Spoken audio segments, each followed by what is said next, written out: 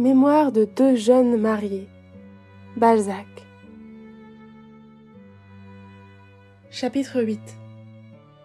La même à la même. Janvier. Nous avons pour maître un pauvre réfugié, forcé de se cacher à cause de sa participation à la Révolution que le duc d'Angoulême est allé vaincre. Succès auquel nous avons eu de belles fêtes. Quoique libéral, et sans doute bourgeois, cet homme m'a intéressé.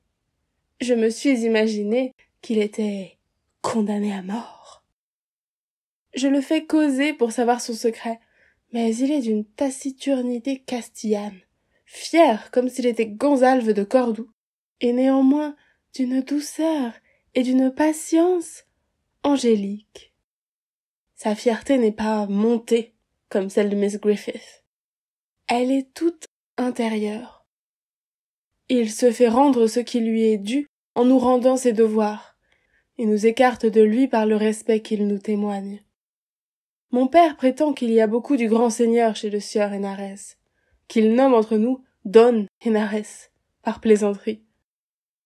Quand je me suis permis de l'appeler ainsi, il y a quelques jours, cet homme a relevé sur moi ses yeux, qu'il tient ordinairement baissés, et m'a lancé 2 éclairs qui m'ont interdite.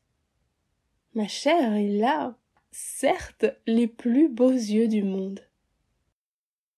Je lui ai demandé si je l'avais fâché en quelque chose, et il m'a dit alors dans sa sublime et grandiose langue espagnole. Mademoiselle, je ne viens ici que pour vous apprendre l'espagnol. Je me suis sentie humiliée. J'ai rougi. J'allais lui répliquer par quelque bonne impertinence quand je me suis souvenue de ce que nous dirait notre chère mère en Dieu.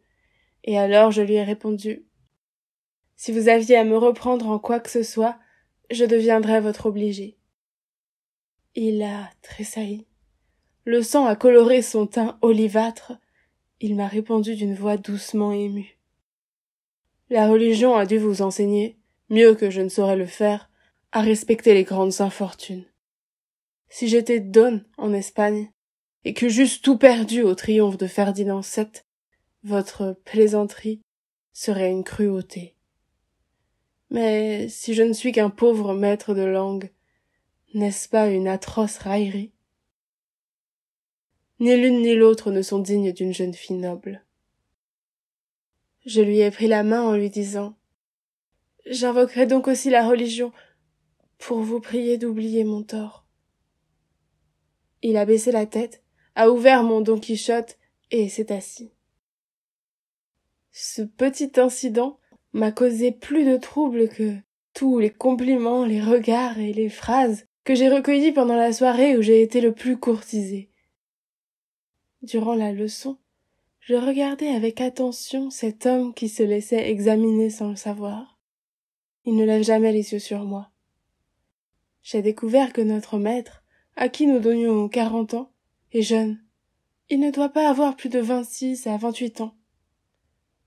Ma gouvernante, à qui je l'avais abandonné, m'a fait remarquer la beauté de ses cheveux noirs et celle de ses dents, qui sont comme des perles. Quant à ses yeux, c'est à la fois du velours et du feu. Voilà tout. Il est d'ailleurs petit et laid. On nous avait dépeint les Espagnols comme étant peu propres, mais il est extrêmement soigné. Ses mains sont plus blanches que son visage. Il a le dos un peu voûté. Sa tête est énorme et d'une forme bizarre. Sa laideur, assez spirituelle d'ailleurs, est aggravée par des marques de petites vérolles qui lui ont couturé le visage. Son front est très proéminent.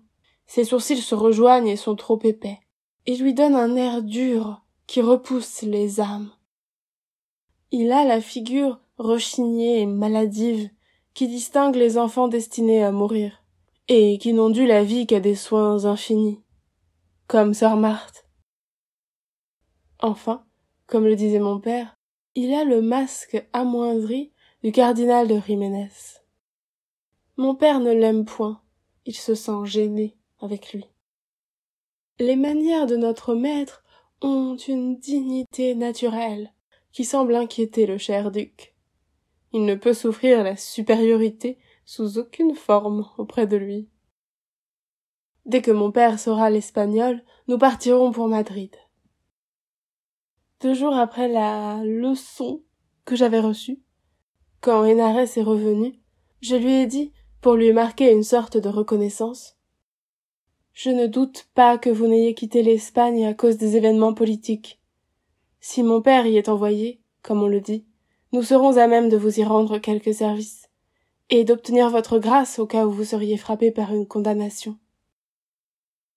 Il n'est au pouvoir de personne de m'obliger, m'a-t-il répondu. Comment, monsieur? Lui ai-je dit. Est-ce parce que vous ne voulez accepter aucune protection? Ou par impossibilité? L'un et l'autre, a-t-il dit en s'inclinant, et avec un accent qui m'a imposé silence. Le sang de mon père a grondé dans mes veines. Cette hauteur m'a révolté, et je l'ai laissé là. Cependant, ma chère, il y a quelque chose de beau à ne rien vouloir d'autrui. Il n'accepterait pas même notre amitié, pensai-je en conjuguant un verbe. Là, je me suis arrêtée, et je lui ai dit la pensée qui m'occupait, mais en espagnol. Le Hénarès m'a répondu fort courtoisement qu'il fallait dans les sentiments une égalité qui ne s'y trouverait point, et qu'alors cette question était inutile. Entendez-vous l'égalité relativement à la réciprocité des sentiments ou à la différence des rangs? Ai-je demandé pour essayer de le faire sortir de sa gravité qui m'impatiente. Il a encore relevé ses redoutables yeux, et j'ai baissé les miens. Cher, cet homme est une énigme indéchiffrable. Il semblait me demander si mes paroles étaient une déclaration. Il y avait dans son regard un bonheur, une fierté, une angoisse d'incertitude qui m'ont étreint le cœur. J'ai compris que ces coquetteries, qui sont en France estimées à leur valeur, prenaient une dangereuse signification avec un Espagnol, et je suis rentrée un peu sotte dans ma coquille. En finissant la leçon, il m'a saluée en me jetant un regard plein de prières humbles et qui disait « Ne vous jouez pas d'un malheureux ». Ce contraste subit avec ses façons graves et dignes m'a fait une vive impression. N'est-ce pas horrible à penser et à dire? Il me semble qu'il y a des trésors d'affection dans cet homme.